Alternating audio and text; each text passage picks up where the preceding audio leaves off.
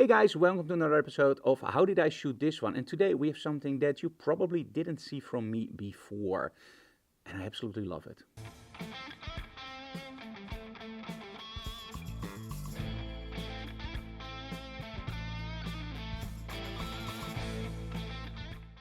Using colors in your image can be great. Color evokes emotion, and we all know that red and blue are great emotional colors. But did you know that we only see three colors, red, green and blue? And with those three colors, we create those billions of colors that you see, that beautiful rainbow. It's only three colors, red, green and blue, and everything else is polarized, and it's what we see. Our frequencies are just our vision. And that means that if we have three colors, red, green and blue, you could actually create white light. And we actually already did a video on that a few months ago. Today we're going to do it slightly differently. You remember those posters from the old days with a lot of lighting and smoke and that pop artist? Well, we decided to try something like that, but with a little bit of a hint to K-pop. So those images, I always love to see them. They are very colorful, pastel tints, almost overexposed. And I thought it would be cool in a workshop to show people that you can actually go for a completely overexposed shot to a more moody shot with exactly the same setup by just changing the balance in your strobes. And that's exactly what we did today. We're using three strobes on the top of the frame, red, green and blue, the three colors. They make every color right.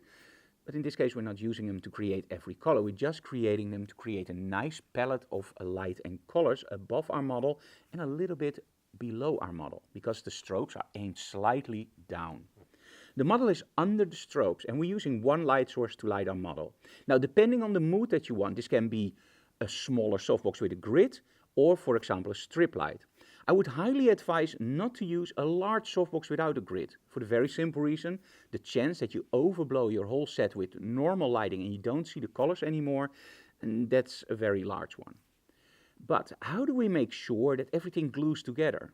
Well, of course we can use full power on the strobes and use lens flares, but it's much easier to use a little bit of smoke and, for example, a black diffusion filter.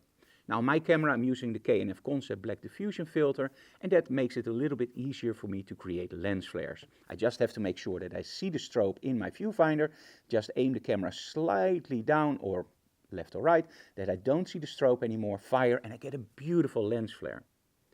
Now the trick in this setup is start with overexposing the shot, and you create this beautiful, almost blown out high-key pastel-like image. I absolutely love it. It's not really K-pop, but for me it gets that vibe over.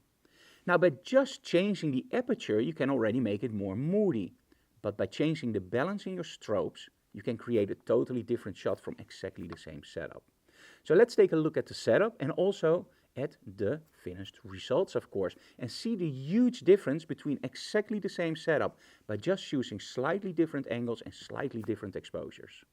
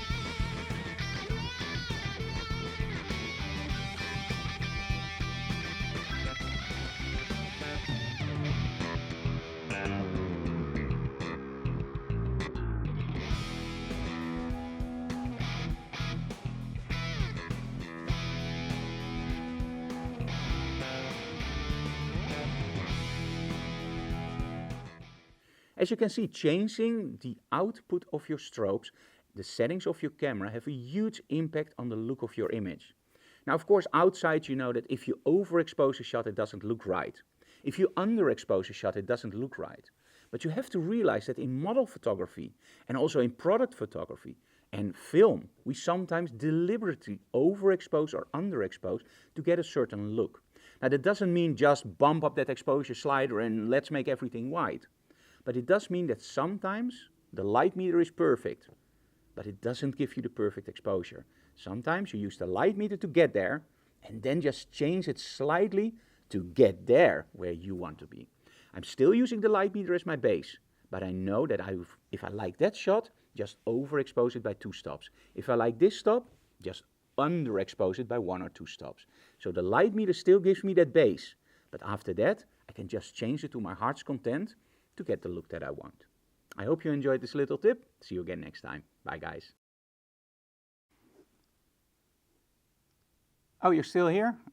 I'm just looking at YouTube and we are almost hitting 1 million, and that's when I wake up. We need a lot more subscribers. So if you like what we put out, and I know you do because you're still here, so why are you still here? Because you like what we do, right? So join our channel, tell other people about our channel so we can grow, but most of all, hit that like button and, well, the bell. So the next time we go live, one moment. Ah yeah, when we go live, you get a notification, like now my ma is calling. So see you again next time. Bye. Hey Ma, how are you?